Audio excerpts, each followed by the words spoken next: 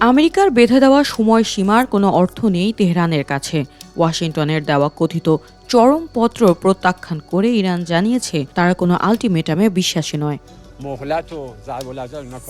মার্কিন পররাষ্ট্রমন্ত্রী মার্কো রুবিওর পাঠানো শান্তি প্রস্তাব এখন তেহরানের টেবিলে।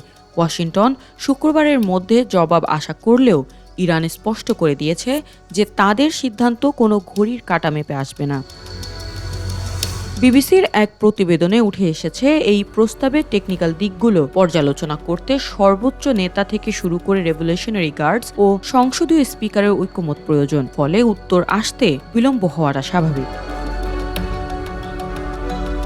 কিন্তু আলোচনার এই ধোঁয়াশার মধ্যেই যুদ্ধের আঁচ ছড়িয়েছে সমুদ্রে। বিশ্বের গুরুত্বপূর্ণ জ্বালানি পথ হরমুজ প্রণালীতে মুখোমুখি অবস্থানে ইরান ও মার্কিন নৌবাহিনী।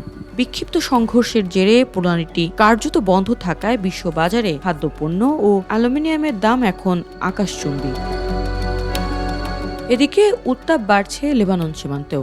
দক্ষিণ লেবাননের 9টি শহর খালি করার নির্দেশ দিয়েছে ইসরায়েলি বাহিনী। সাথে পশ্চিম তীরে বাড়ছে সেটলারদের সহিংসতা।